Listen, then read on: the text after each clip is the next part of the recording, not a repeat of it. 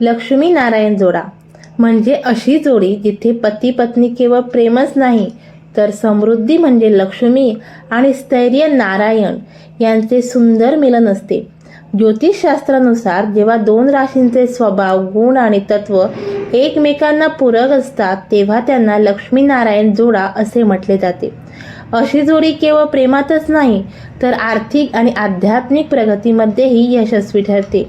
ज्योतिषशास्त्राच्या दृष्टिकोनातून काही जोड्यांना विशेषतः लक्ष्मी नारायण जोडी मानली जाते। पहिली जोडी म्हणजे वृषभ आणि वृश्चिक। राशीचा स्वामी शुक्र म्हणजे लक्ष्मीचे प्रतीक आहे आणि वृश्चिक राशीचा स्वामी मंगळ आहे।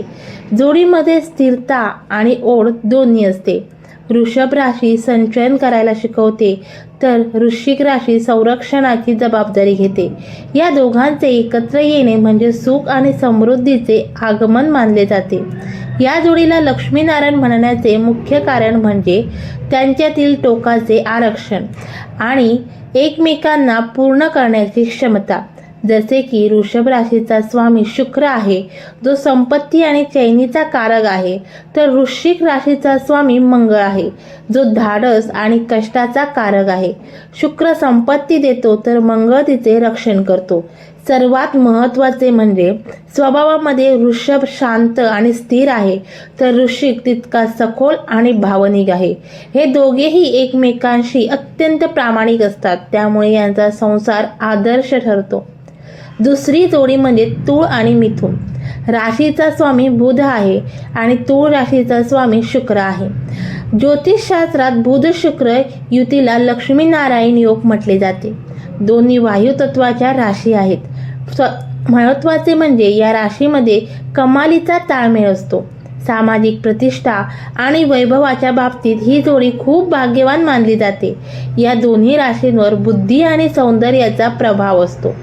या जोडीमध्ये संवाद खूप चांगला असतो। समाजात त्यांना खूप मान सन्मान मिळतो। मिथुन राशीची चतुराई आणि तूळ राशीचा समतोल यामुळे ते व्यवसायात आणि करिअरमध्ये मोठी प्रगती करतात। तिसरी जोडी कर्क आणि मीन। ज्या घरात शांतता असते तिथेच लक्ष्मी वास करते। या दोन्ही राशी जलतत्वाच्या आहेत। कर्क राशीचा स्वामी चंद्र आहे आणि मीन राशीचा स्वामी गुरु आहे। चंद्र आणि गुरुचा संबंध म्हणजे गजकेसरी योग निर्माण करतो जो अत्यंत शुभ मानला जातो। ही जोडी एकमेकांच्या भावना न बोलता समजून घेते। मीन राशीच्या त्यागवृत्ती आणि कर्क राशीच्या ममत्व वृत्ती यामुळे यांच्या घरात कधीच क्लेश होत नाहीत। दोन्ही राशींचा स्वामी गुरु म्हणजेच नारायणांचे प्रतीक आहे। जिथे गुरुचा आशीर्वाद असतो तिथे लक्ष्मी प्रसन्न असतेच। या जोडीमध्ये आध्यात्मिक ओढ आणि एकमेकांबद्दल प्रचंड आदर असतो, ज्यामुळे यांचे घर नेहमी आनंदी राहते। चौथी जोडी म्हणजे कर्क आणि मीन। दोन्ही जलतत्वाच्या राशी आहेत।